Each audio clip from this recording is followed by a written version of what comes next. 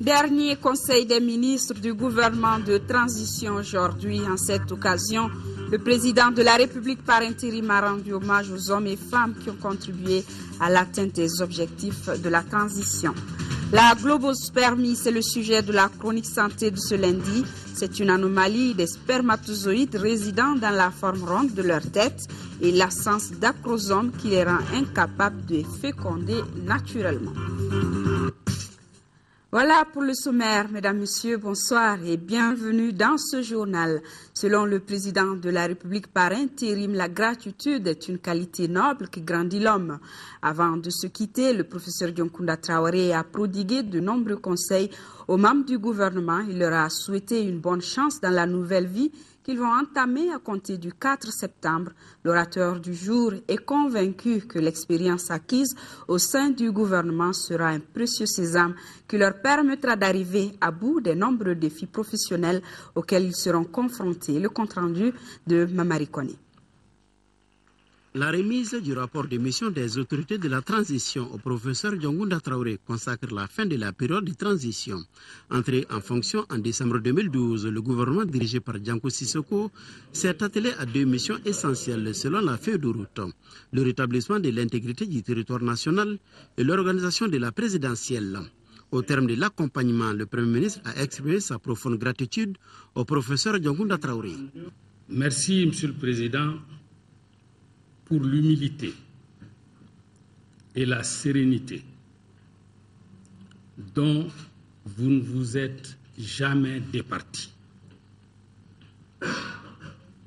Merci, Monsieur le Président, pour avoir mis le Mali et ses intérêts au-dessus de tout.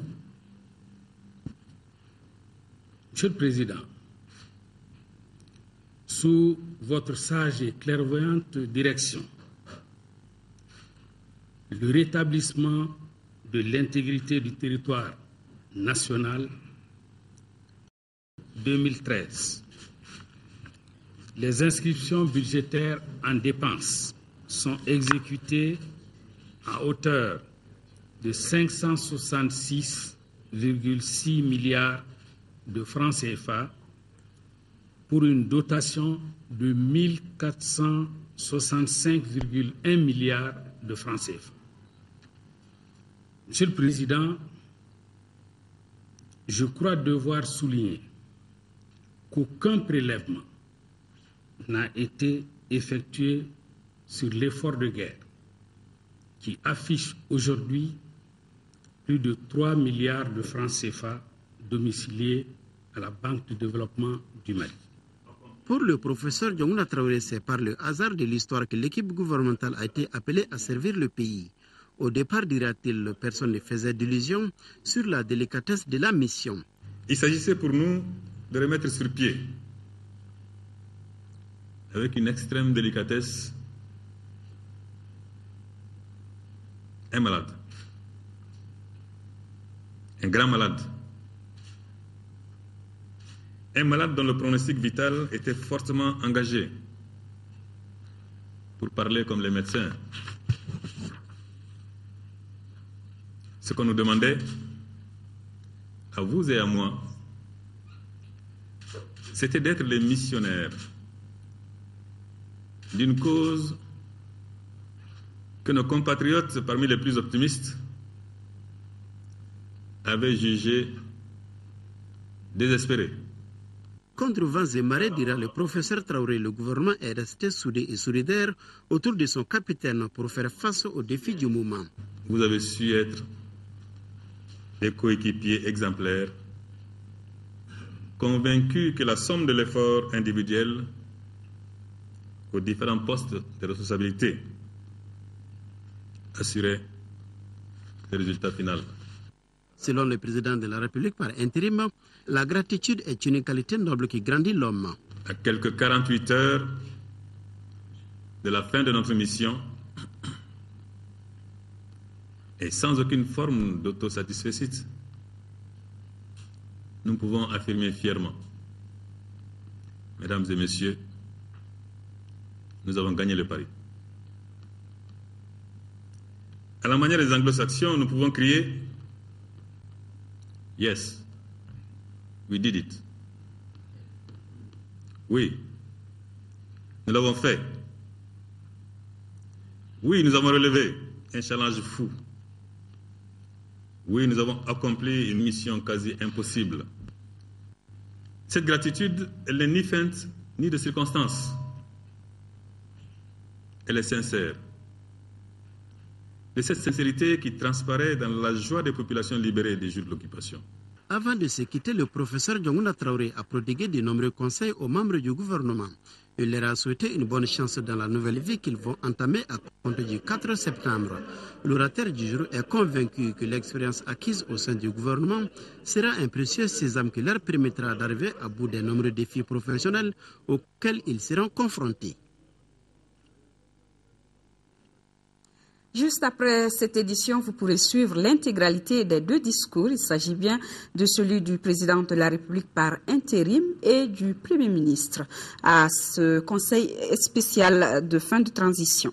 Les membres du gouvernement, eux, se disent fiers d'avoir pris part à cette aventure.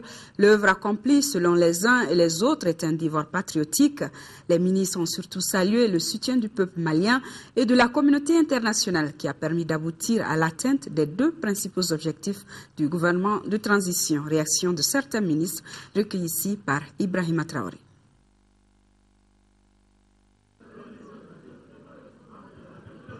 Moi, je me sens vraiment heureux qu'on ait pu remplir les deux missions qui avaient été assignées aux membres du gouvernement de transition. Donc je suis très heureux et j'espère que les choses vont aller de mieux en mieux et que les Maliens vont se mettre au travail. Je suis fier, je suis très soulagé parce qu'au départ, c'était vraiment un véritable challenge. Dans la mesure où nous avons conscience effectivement de l'attente des populations et des déficits capacitaires de nos forces qu'il fallait combler rapidement. Et c'est ce qu'on a pu faire avec beaucoup de difficultés. Qu'est-ce qui vous a marqué concrètement durant cette transition en tant que ministre de la Justice? Des dossiers brûlants, comme l'agression du président, le dossier des bureaux rouges, le traitement de tous les dossiers du Nord, etc. Ça me frustre de devoir parler des choses qui ont bien marché. Il reste tellement de choses à faire dans notre pays. Voilà. Et c'est parce qu'on savait qu'il y avait beaucoup de choses à faire, qu'on n'avait ni le temps, ni les moyens de tout faire, que la feuille de route a décidé de limiter la mission du gouvernement de transition à la reconquête du Nord et à l'organisation des élections. Je pense que nous sommes aussi fiers d'avoir bien organisé les élections. Les deux objectifs ont été plus ou moins atteints. Et je pense que les femmes ont joué un rôle prépondérant et ça fait une fierté pour moi et par rapport à la participation des femmes maliennes et je leur dis félicitations et bravo. Le peuple malien doit être fier de ce qu'il a accompli, ce n'est pas nous, c'est le peuple qui s'est mobilisé pour que cette transition soit ce qu'elle a été et puis nos amis. Et je crois qu'il faut rendre hommage aussi à nos forces de défense et de sécurité. Ce n'a pas été facile, mais Dieu merci, on a pu relever les défis. Il s'agit maintenant de faire en sorte que le pays ne retombe plus dans ce calvaire. Et je pense que pour ça, tout ce qui devait être fait, nous l'avons déjà fait. Je me sens soulagé. Je pars avec le sentiment du devoir accompli. Qu'est-ce que vous retenez concrètement?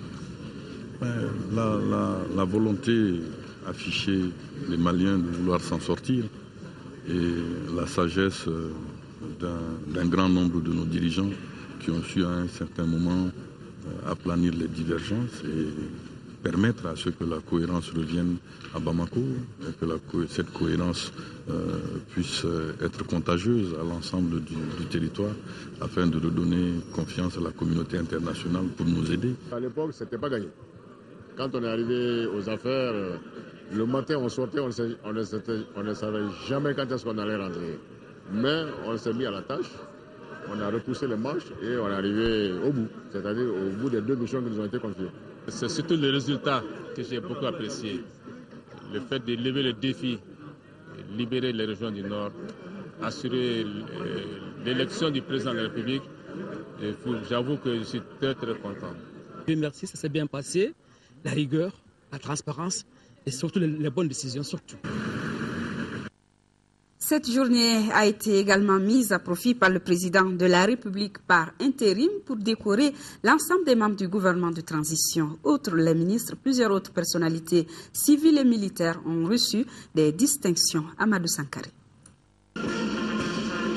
60 personnalités au total sont concernées par cette décoration à titre exceptionnel par le président de la République par intérim.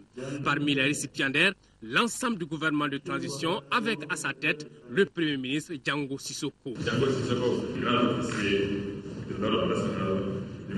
Des distinctions qui viennent ainsi saluer les efforts accomplis par chacun des membres du gouvernement pour la réussite des 2 missions qui étaient assignées à l'équipe.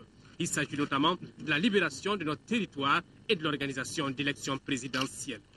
Ces décorations vont de chevaliers de l'Ordre national du Mali en passant par officier de l'Ordre national, de commandeur à grand officier de l'Ordre national du Mali. Un geste qui fait chaud au cœur selon des récipiendaires. Un moment d'émotion pour moi est que le travail que j'ai fait pour mon pays ait été reconnu comme un travail de qualité et qui soit couronné par une récompense. Je ne peux que m'en réjouir. C'est avec beaucoup de bonheur et beaucoup de fierté que je porte cette décoration-là. Parce que notre pays nous a choisis parmi tant de Maliens pour nous confier une mission qui n'était pas facile. Mais avec le soutien de tout le monde, nous avons réussi. Et c'est avec beaucoup de fierté que nous acceptons la reconnaissance de la nation. Ça représente une source de fierté d'avoir accompli une mission qui m'a été confiée en son temps. Et je salue l'esprit d'équipe du groupe avec lequel j'ai pris part au niveau de ce gouvernement, l'entente cordiale qui a toujours eu entre nous, la marque de confiance et surtout la soudure au sein du groupe qui a fait que nous avons abouti à un tel résultat. Nous sommes fiers, c'est vrai, d'avoir accompli une mission. Fiers que cette mission, que ce travail soit reconnu, soit récompensé. Outre les membres du gouvernement, plusieurs personnalités civiles et militaires ont reçu des distinctions. Un sentiment de satisfaction, et nous sommes tout particulièrement contents que le président de la République ait pensé à nous par rapport à cette décoration. Et ça nous réconforte, nous tous, et moi d'abord en premier lieu, et tous ceux qui ont travaillé sous mes ordres sur le terrain, que ce soit à Kidal, à Gao, sur tous les théâtres, et même à Bamako ici. Je crois que c'est vraiment un sentiment de reconnaissance que nous avons vis-à-vis du président de la République et du peuple malien en entier. Poser un acte est une chose, mais que cet acte posé soit reconnu par les plus hautes instances de notre pays est une grande satisfaction.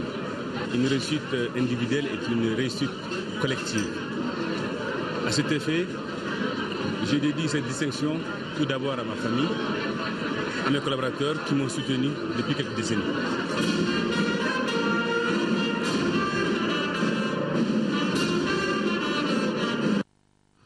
Le président de la République par intérim a aussi rencontré les forces vives du Mali. Avant de les remercier pour leur accompagnement, le chef de l'État les a invités à soutenir les nouvelles autorités pour faire face au nombre de défis qui se posent à notre pays. Brahma Traoré. C'est un président de la République reconnaissant et satisfait qui rencontre les forces vives du Mali. Satisfait de la contribution utile de celle-ci à la réussite de la transition au Mali. Les premiers mots du chef de l'État sont donc ceux de remerciement. Il s'agit de remerciements qui viennent du fond du cœur, en réponse à votre propre dédicace, à votre sens du sacrifice, car vous avez participé dignement et avec honneur à la grande épopée de la deuxième libération du Mali. Nous restons ensemble pour le Mali, nous restons ensemble pour le Grand Mali, nous restons ensemble pour l'Afrique et pour la dignité de l'homme dans le monde. Pour le président Djangounda Traoré, la tâche est loin d'être terminée, d'où son invitation aux forces vives à accompagner les nouvelles autorités du pays, car, dit-il, les défis à relever sont à la fois énormes et difficiles. Ce que je vous demande, et que votre esprit patriotique vous commande, c'est de vous engager encore plus aux côtés des nouvelles autorités pour les aider à affermir la marche du Mali et en faire, conformément à leur profession de foi, un pays où de nouveau il fera bon vivre, un pays de cousins, un pays de neveux, un pays de tantes et d'oncles, de cadets et d'aînés. Quant aux représentants des forces vives du Mali, ils n'ont pas tari d'éloges à l'endroit du président de la République par intérim. Patriote, républicain et homme d'État, j'en oublie volontiers. C'est un devoir pour nous, un devoir citoyen, d'accompagner le Mali. Ce n'est pas un homme qu'on accompagne ou un régime, mais c'est le Mali qu'on accompagne. Et ça, nous sommes prêts à le faire avec toutes nos forces, Inch'Allah. Je crois qu'ensemble, nous sommes venus pour remercier le Seigneur, parce que c'est lui le premier acteur. Nous étions dans une épreuve qui nous a permis d'en sortir. Et maintenant, il faut regarder maintenant vers l'avenir, à partir d'un point qu'il a souligné, le pardon. Il faut s'assumer. Nous devons apprendre à nous assumer. Et je pense que c'est à partir de là que ceux qui viennent, qui vont prendre le règne mercredi prochain, pourront accomplir leur devoir sur un pays où chacun est animé de cette volonté de se pardonner et de bâtir ce pays. C'est un exploit que chaque Malienne et chaque Malien appréciera à sa juste valeur. Mais ce qui est sûr, c'est que le Mali s'est sorti d'une crise aussi grave en 18 mois. Cela n'est pas donné à tout le monde. Je remercie les membres de la transition, notamment le président de la République par intérim, Diongounda Traoré. Enfin, le président de la République par intérim et ses invités ont prié pour un Mali de paix et réconcilié avec lui-même. Nous poursuivons avec ce communiqué à l'occasion du déplacement pour Abidjan du président de la République par intérim. Le protocole de la République invite à l'aéroport international de Bamako-Sénou le mardi 3 septembre 2013 les membres de la délégation présidentielle à 8h, les membres des corps constitués désignés à 8h30. Le décollage de l'avion présidentiel est prévu pour 9h. Le président élu du Mali, Ibrahim Boubacar Keïta, dans sa tournée sous-régionale, s'est rendu au Togo, accueilli à sa descente d'avion par le président Faure Gnassingbé. Il a remercié et salué l'engagement panafricain des troupes togolaises au Mali. Ibrahim Boubacar Keïta a également rendu hommage au défunt président Gnassingbé et Adema. Le compte rendu de la télévision togolaise. Arrivée nocturne sur le tarmac de l'aéroport international de Niamtougou ce samedi pour l'avion transportant le président élu du Mali. À la descente d'avion, poignée de main chaleureuse et accolade appuyée entre Ibrahim Boubacar Keïta et Faure Gnassingbé. Après le Tchad, Ibeka poursuit sa tournée africaine de remerciements avec le Togo, l'un des premiers pays à avoir déployé des troupes au Mali dans le cadre de la MISMA, mission internationale de soutien au Mali de la CEDEAO. Mais avant, le président élu du Mali s'est rappelé au souvenir du feu président Gnassingbé Adema, en qui il a salué la mémoire d'un Africain qui avait le souci de l'Afrique. Quelques 500 soldats togolais sont déployés au Mali. Depuis le 1er juillet dernier, le contingent est passé sous casquette onusienne en intégrant les effectifs de la MINUSMA. Ibeka est venu témoigner sa reconnaissance pour cet engagement panafricain de la première heure du Togo aux côtés du Mali, au bord de l'abîme. Ce Togo aujourd'hui a les mêmes avisés que chacun des hommes de consacrés, qui s'est sorti parmi les nations amies du Mali à nos chevet quand notre nation était au bord de l'abîme. D'abord au niveau de la CEDEAO, parce que la prise de décision qui nous ont permis de tenir la tête hors de l'eau. Ensuite, par l'envoi des enfants du Togo pour venir goûter de leurs frères du Mali. Et d'ailleurs, goûter par notre territoire ceux qui avaient eu le projet de la servir. Son grand rendez-vous le 4 septembre avec le peuple malien, date retenue pour sa prestation de serment. Le Niger, autre étape de la tournée sous-régionale du président Ibrahim Boubacar Keïta, à l'aéroport international de Niamey, il a été accueilli par le président nigérien Amadou Issoufou et les membres du gouvernement. Les présidents maliens et nigériens ont eu après un tête-à-tête. C'était en présence du premier ministre nigérien. Voilà donc le président de la République, Ibrahim Boubacar Keïta, en visite au Niger, accueilli par les autorités avec tous les honneurs. Le Premier ministre, le président nigérien, qui ont donc reçu le président Ibrahim Boubacar Keïta.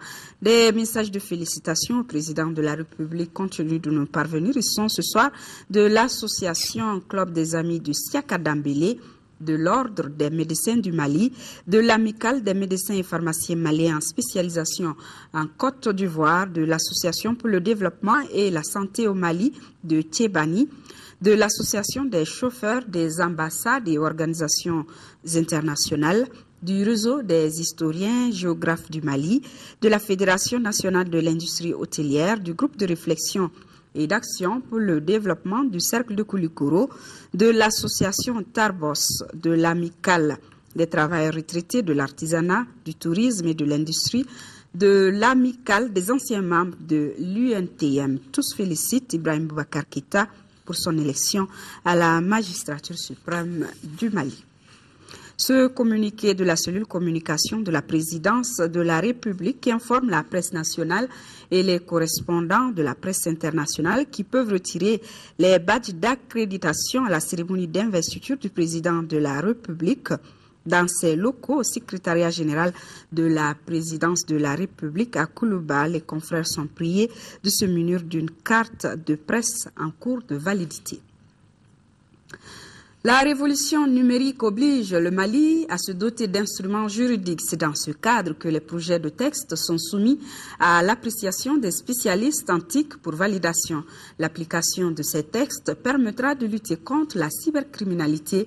Le but recherché est de parvenir à l'élaboration d'un plan national dans le domaine de la sécurisation des TIC. Le compte-rendu de Mohamed Diarra.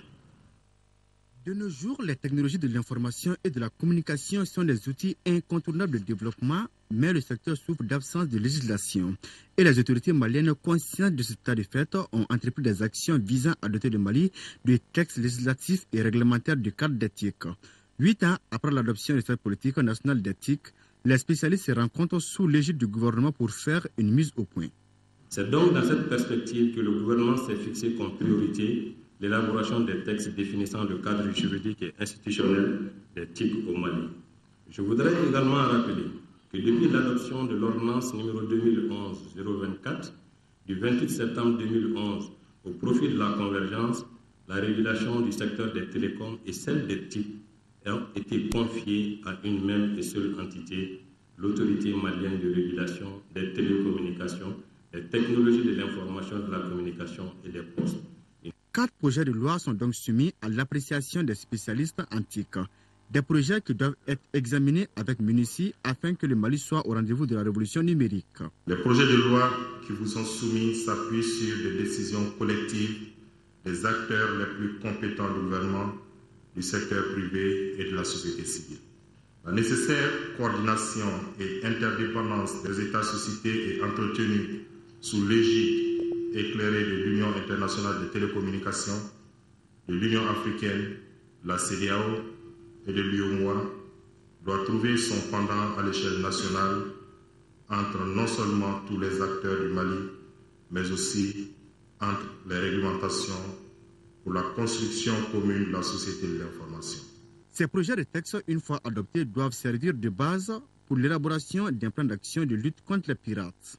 La loi sur la société de l'information est comme la loi fondamentale d'éthique et elle est fondamentale en ce sens que toutes les autres lois relatives aux TIC y trouvent leur ancrage.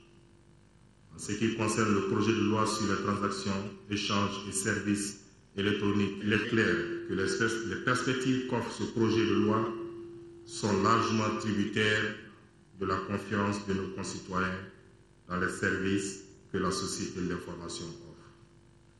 Quant au projet de loi sur la cryptologie, elle va aider à travers des prestataires du service de cryptologie et autres certificateurs qui vont œuvrer pour garantir la fiabilité, la confidentialité et l'intégrité des signatures électroniques, des données personnelles ainsi que des contenus véhiculés par la société de l'information. Enfin, le projet de loi sur la cybercriminalité en lui-même est transversal à tous les autres projets. Il prévoit les incriminations d'un certain nombre de manquements aux autres lois sur l'éthique ainsi que certaines spécificités de la procédure pénale permettant de les sanctionner. Chacun des experts doit faire des communications dans son domaine sur l'avantage de l'élaboration de législations qui permettent non seulement de garantir, mais aussi de sécuriser l'éthique dans un monde en pleine mutation. Le ministère de la Justice va en guerre contre la recrudescence de la violence dans le district de Bamako. Une rencontre de parquet élargie aux officiers de police judiciaire de la gendarmerie de Bamako et Kati s'est tenue ce matin à cet effet à la cour d'appel de Bamako. Y était notre reporter Fadem Bakita. Les vols à main armée, les braquages et autres formes de criminalité sont devenus monnaie courante dans le district de Bamako et environ. C'est en vue de trouver une solution à ce phénomène généralisé que le ministère de la Justice Garde des Sceaux a organisé cette rencontre élargie aux cadres et auxiliaires de justice. On s'est rendu compte que de plus en plus, il y a une sorte de vindicte populaire contre les délinquants, avérés ou présumés, de voleurs et autres, qui sont la plupart du temps lynchés dans la rue. Nous trouvons que c'est un phénomène excessivement grave, mais qui à la réalité trouve sa base dans la défiance certainement que les populations ont vis-à-vis des services de sécurité et de la justice aussi. Et donc il fallait aujourd'hui appeler tous les acteurs de la chose judiciaire pour qu'ensemble nous essayions de définir une position commune afin que la confiance puisse renaître et qu'à partir de cet instant, les populations amènent à la police d'abord ou à la justice ensuite les délinquants pris sur les faits. Les procureurs, officiers de police judiciaire et de la gendarmerie de Bamako et Kati estiment que la lutte contre la criminalité nécessite de grands moyens. Les moyens, c'est vrai qu'il en faut. Essayons de les relativiser pour essayer d'avancer. Il nous appartient à nous aussi de faire des efforts pour bien entretenir les maigres moyens qu'on met à notre disposition. C'est une rencontre avec la hiérarchie pour donner des grandes lignes à adopter désormais face à la nouvelle situation, à la nouvelle ère dans laquelle le Mali est en train de rentrer par rapport aux problèmes sécuritaires qui sont fortement dégradés suite aux événements que nous avons connus. Le procureur général de la Cour d'appel a aussi invité les participants à être en phase avec la loi. Ceux-ci ont tous été unanimes qu'on n'est pas en sécurité, en paix, sans la collaboration de la population. Selon eux, cet objectif ne saurait être atteint si les bandits de grand chemin remis à la disposition de la justice sont libérés le lendemain. Des messages de condoléances et de compassion nous parviennent toujours après les inondations qui ont fait des dégâts en pertes humaines à Bamako. Ils émanent ce soir de l'Observatoire des droits humains et de la paix de l'Union pour la démocratie et le développement UDD, du Haut Conseil des Maliens de l'extérieur, du collectif des groupements intervenant dans l'assainissement au Mali, de l'Alliance des nationalistes convaincus pour le développement du Mali et de l'Association malienne pour l'unité et le progrès de l'islam. Puis, ils expriment tous leur solidarité aux victimes et présentent leurs condoléances aux familles des disparus. Actualité de nos régions, la Banque malienne de solidarité apporte sa pierre dans la relance économique de la 7e région.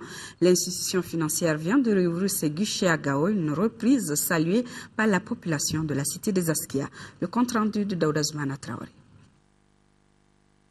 L'agence de la Banque malienne de solidarité de Gao a été réhabilitée en moins de 3 mois à hauteur de 46 millions de francs CFA. Et c'est à la demande de nombreux clients qui ne savaient plus à quel saint se vouer que la BMS a réouvert. Aujourd'hui, elle se retrouve avec 3 guichets dont les services concernent le retrait, le dépôt, le virement et les opérations de transfert et d'échange de monnaie, surtout avec Western Union et MoneyGram. Les particularités sont la présence d'un guichet automatique performant et d'un hall client climatisé. Mais pour autant, la Banque malienne de solidarité n'a pas oublié les vols et pillages de ses biens par des occupants en mars et avril 2012. Nous avons enregistré ici à Gao d'énormes dégâts financiers et matériels. Nous avons évalué ces dégâts à francs CFA 481 millions. Nous nous réjouissons de notre retour à Gao pour offrir à nos nombreux clients la possibilité d'effectuer facilement sur place et en toute quiétude leurs transactions bancaires.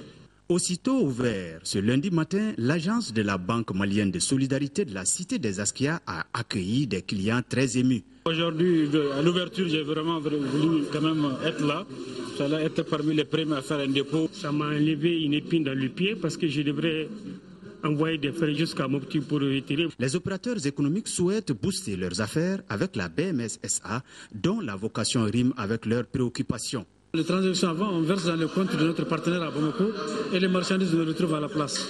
Ça prend trop de temps, au moins un mois, pour réunir, comment on appelle ça, une vingtaine de millions ou bien une trentaine de millions. Les autorités administratives de la région de Gao ont apprécié cette réouverture dont ils attendaient. La réouverture de la BMS chez nous ici va contribuer assurément à relancer l'économie par le financement des petites et moyennes entreprises. À travers ces comebacks, la Banque malienne de solidarité entend jouer pleinement son rôle dans le développement du pays, surtout après cette crise. Le cercle de réflexion et d'information pour la consolidation de la démocratie au Mali, CRI 2002, poursuit son engagement pour la consolidation du processus démocratique dans notre pays. Ses responsables étaient ce matin face à la presse pour faire le bilan de l'élection et dévoiler les ambitions du cercle pour les élections législatives. Les détails sont avec Abdrahman Mega. Après une élection présidentielle bien réussie, les regards sont désormais tournés vers les législatives. Voilà le plat de résistance de cette conférence de presse avec les responsables du cercle de réflexion et d'information pour la consolidation de la démocratie. Pour la réussite de ce deuxième rendez-vous de 2013 des citoyens aux urnes, CRI 2002 entend comme à l'accoutumée jouer son rôle. Cet engagement se traduira par la confection de passerelles pour mieux informer et sensibiliser les Maliens sur l'importance des élections législatives. On appelle les élections législatives les élections de la cohésion sociale, de la diversité dans l'unité et de l'unité dans la diversité. Parce que ce n'est pas une circonscription unique, ce n'est pas tous les Maliens qui votent pour tous les députés d'un coup, mais c'est chaque Malien, chaque électeur malien dans sa circonscription électorale qui vote pour les députés de sa circonscription électorale. Cette rencontre avec la presse a également permis au président du CRI 2002 de faire un bilan de l'élection du président de la République. On retient de la déclaration d'Abdoulaye Sall un éveil de conscience du peuple malien face aux enjeux du vote et une grande mobilisation de la communauté internationale en faveur du Mali. Autant d'actions qui, selon le conférencier, méritent d'être renforcées pour plus de cohésion sociale. Le maire de la commune 4 a visité le centre de consultation ophtalmologique à la maternité d'Amdalaï. Objectif, observer les conditions de travail des spécialistes de la fondation Al-Bassou. Le compte-rendu de Fatoumata Kone. Depuis plus de 15 ans, des milliers de patients bénéficient des services de la Fondation Al-Bassa. Au bout de cette longue file des consultations ophtalmologiques gratuites pour des malades de la cataracte. Pour s'enquérir des conditions de travail des humanitaires de la Fondation Al-Bassa, la mairie de la commune 4 a organisé cette visite de terrain. C'est de faire en sorte que l'année prochaine, quelques mois avant qu'ils arrivent, que les autorités nationales, c'est-à-dire le ministère de la Santé, s'implique à ce qu'ils aient un local beaucoup plus approprié, pouvant accueillir des milliers de nos compatriotes afin que les opérations se passent dans les meilleures conditions. Ce sont des personnes qui ne demandent ni argent, qui ne demandent pas d'autres soutiens, ils demandent simplement à ce qu'ils puissent faire ce qu'ils font depuis 17 ans. Les actionnaires n'ont qu'une semaine d'intervention pour atteindre l'objectif fixé, c'est-à-dire consulter, donner des traitements ou opérer au moins 500 000 patients. Nous adressons des correspondances au ministère de la Santé et dans le cas des visas au ministère de la Sécurité intérieure pour que leurs médicaments puissent être autorisés à rentrer au Mali. Somebody needs, ceux qui ont fait l'opération ou ceux qui n'ont pas pu faire l'opération, c'est de ne pas acheter les médicaments comme ça, c'est d'aller consulter les docteurs spécialisés dans le domaine. Lancée ce vendredi 30 septembre, la campagne de consultation ophtalmologique prend fin le jeudi prochain. Conférence de section du comité syndical des travailleurs de Transrail 2 jours durant. Les délégués ont travaillé à unifier l'action syndicale au sein de leur société. Nando Dambélé. À Transrail, la locomotive siffle maintenant dans une seule direction. Les travailleurs de cette société militent désormais au sein d'un seul et unique comité syndical affilié à l'Union nationale des travailleurs du Mali. Le bureau de 33 membres issus des travaux de cette conférence est dirigé par Abdoulaye Berté qui décline son programme en 3 axes principaux. Il s'agit de l'exercice d'un partenariat franc entre la direction générale et les partenaires sociaux. Le respect strict et scrupuleux des textes régissant le Code du travail et l'accord d'établissement. la gestion saine, très équitable, surtout transparente de toutes les ressources humaines et du personnel de Transrail. La mise en place de ce syndicat unique est l'aboutissement d'un long et laborieux processus mené par tous les travailleurs de la société de Diboli à Bamako. L'unité syndicale que vous venez de réaliser est la réponse aux vœux vivement exprimés par Monsieur le ministre de l'Équipement lors de sa visite dans nos installations en début d'année. Il s'agit donc pour tous les travailleurs de Transrail de regarder dans la même direction afin de créer les conditions idoines pour rassurer les différents partenaires. Les travaux ont été sanctionnés par une série de résolutions allant toutes dans le sens de la relance de la société Transrail. 200 jeunes de Kidal mobilisés autour du comité international de la Croix-Rouge pour le curage du barrage de Kidal appelé Crutel. Ces travaux qui durent 12 jours vont permettre au barrage de retenir une grande quantité d'eau. L'administrateur régional de la Croix-Rouge à Kidal, Alhader Agagali, donne des explications au micro de nos correspondants sur place. Timoko Sagara. Cette activité s'inscrit dans le cadre de la coopération entre le CICR, le Comité international de la Croix-Rouge et la Croix-Rouge malienne, qui vise plusieurs objectifs. On peut parler, entre autres, de la recharge de la nappe phréatique, la régénération du pâturage et enfin permettre à la jeunesse d'avoir un peu d'argent pour améliorer leur activité économique. Les jeunes, ils sont déjà jeunes.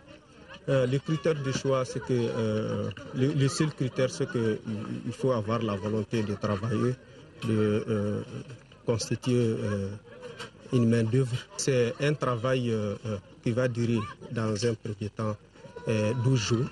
Une distance de 70 sur 60, 70 mètres sur 60 de sable qu'il faut dégager, voilà, afin de recharger le barrage.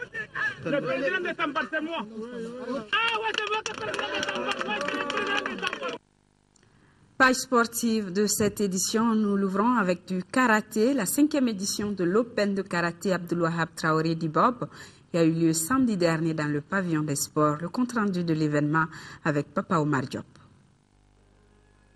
Le pavillon des sports a servi de cadre une fois encore à l'Open de karaté Abdulwahab Traoré d'Ibob. Ce sont 90 combattants et dirigeants de toutes les ligues de karaté du Mali qui ont fait le déplacement. L'occasion était très bien indiquée pour le nouveau président de la FEMACADA de s'adresser à sa famille pour la première fois. Permettez-moi de vous présenter Maître Abdulwahab Traoré, ceinture noire première dan Jiu-Jitsu, 8e dan karaté. Cet expert est pour nous un guide, une véritable bibliothèque aux ressources inépuisables au service du karaté malien. Qu'il en soit félicité. Cette grande compétition organisée en son honneur regroupe toutes les ligues du Mali. Les organisateurs ont retenu cette année 7 épreuves, 2 en dames et 5 en messieurs. Pour les dames, il s'agissait du kata individuel, remporté par Sikasso devant Kidal en finale. En comité, l'Open Dame a été remporté par Koulikoro en finale face à Kai. Chez les messieurs, on a commencé par les comités. Moins 65 kilos, premier, Sikasso, deuxième, Kai, et troisième, Koulikoro. Moins 75 kilos, premier, Kai, deuxième, Bamako, et troisième, Mopti.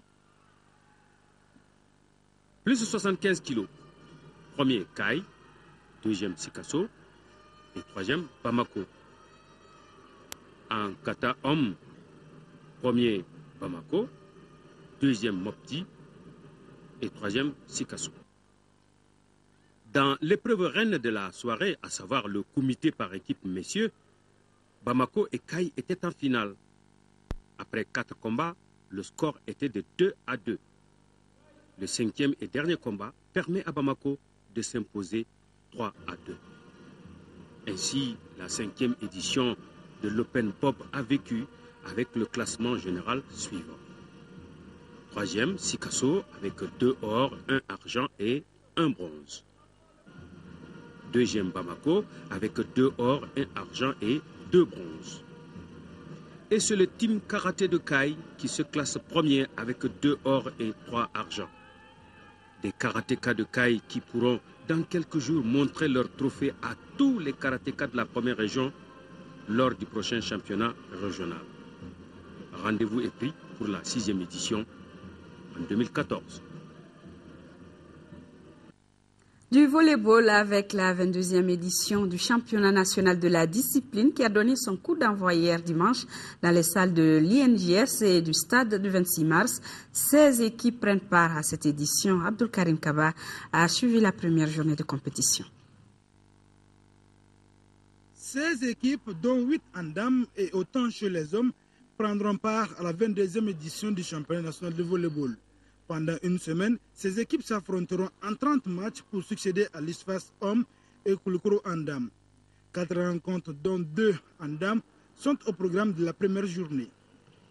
Pour cette saison, la vieillesse et le mariage tapent à la porte de certaines équipes, notamment celles des dames. C'est pourquoi les rencontres ne sont pas serrées. En témoigne l'opposition Ségou Koulikoro en noir. Victoire Ségou 23-7-0, soit 25-5. 25-5, 25-6.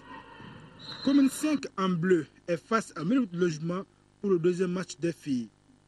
La jeune équipe de Milout Logement l'emporte par 3-7-0. Chez les hommes, la commune 6 et Milout Logement en jaune sont aux prises.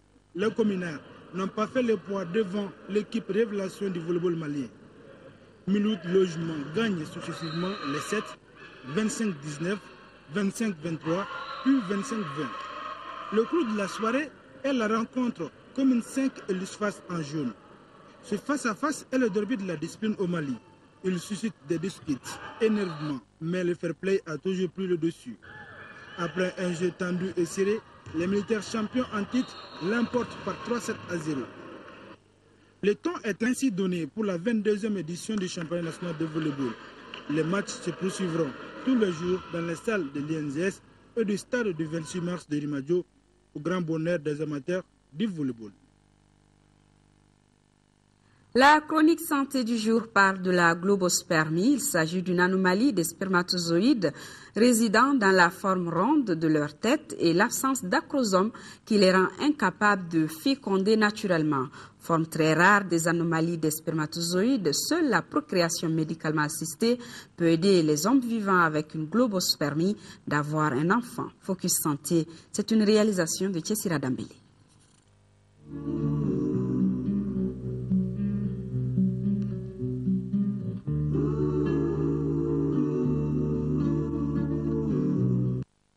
La globozoospermie est l'une des rares pathologies des spermatozoïdes, découverte en 1971 et faisant partie des causes des formes inexpliquées de l'infertilité du couple. Elle se manifeste par des spermatozoïdes ayant des têtes rondes et ne pouvant pas féconder naturellement. Ça veut dire les spermatozoïdes, tous, apparemment, au spermogramme normal, ont la tête qui est ronde. C'est ce qu'on appelle globozoospermie, comme sous forme de globe. Mais là n'est pas le problème. C'est que les têtes rondes là, ça veut dire que ces spermatozoïdes sont dépourvus d'acrosome. L'acrosome, c'est toujours sur la tête du spermatozoïde. C'est l'acrosome qui permet au spermatozoïde de pénétrer la zone pellucide de l'ovocyte de la femme. En dehors de ça, l'acrosome a un autre rôle qui est très important, c'est d'activer l'ovocyte. Donc, c'est d'effectuer la première phase de la fécondation. Si l'ovocyte n'est pas activé, il n'y aura pas de fécondation. La globozoospermie est plus fréquente au Maghreb et en Asie, mais la procréation médicalement assistée fait son chemin. Un cas vient d'aboutir à Bamako à la naissance d'un garçon de 2,8 kg. Le père qui a préféré garder l'anonymat et qui s'est beaucoup intéressé au problème de la reproduction humaine a bien mesuré les enjeux de la méthode de l'injection intracytoplasmique du spermatozoïde au fort grossissement basé sur la morphologie du spermatozoïde. L'IMSI qui vient de faire son apparition, l'injection au fort grossissement à 6600 fois, c'est la seule méthode actuelle qui est reconnue, qui peut donner la chance à ces gens-là d'avoir une grossesse. Pourquoi? Parce qu'au spermogramme normal, le spermogramme est presque à 100% globosospermie. Tu te diras que c'est 100% parce que le spermogramme se fait au grossissement 40. 100% des têtes sont dépourvues d'acrosomes. Mais c'est au fort grossissement que tu vas trouver quelques-uns des spermatozoïdes qui ont un petit reste acrosomique. Et ce reste acrosomique-là suffit pour provoquer l'activation ovocitaire dont on a besoin. Parce que, comme vous savez, en IMSI, on micro-injecte les spermatozoïdes. Une fois à l'intérieur, ce petit bourgeon acrosomique qu'on peut retrouver dans 1% de ces spermatozoïdes permet déjà de faire notre affaire en provoquant une activation ovocitaire, chose dont nous avons besoin pour avoir des embryons. La foi d'abord, mais aussi un travail de laboratoire où les microbiologistes ont longtemps cherché le peu de spermatozoïdes avec un bourgeon d'acrosome pour faire la fécondation in vitro. On a pu regarder jusqu'à 1 heure de temps comme ça pour voir maintenant, en tout cas, l'acrosome au niveau de la tête du spermatozoïde. Ensuite, choisir maintenant ce spermatozoïde et procéder maintenant à une micro-injection. En 2011 encore, seuls 11 bébés nés de cas de cette anomalie ont été scientifiquement documentés dans le monde et sa principale cause serait génétique. On a découvert un premier gène, le gène SPATA16, sur le chromosome 12, qui est altéré. Chez certaines de ces personnes, au moins 70% des cas, on retrouvait ce gène altéré.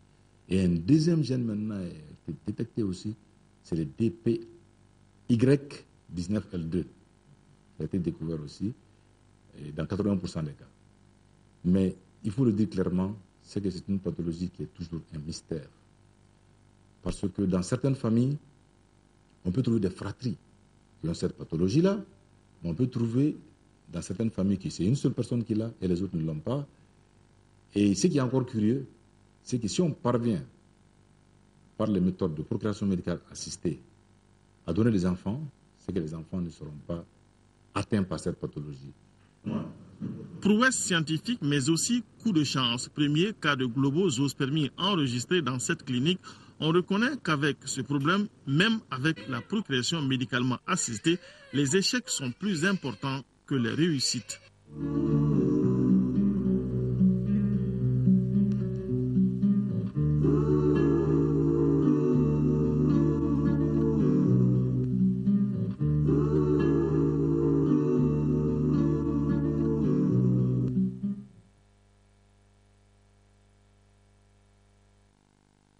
Voilà, nous arrivons au terme de cette édition. Prochain rendez-vous de l'information demain, 10h et 13h, une présentation de Kadidia Tokone.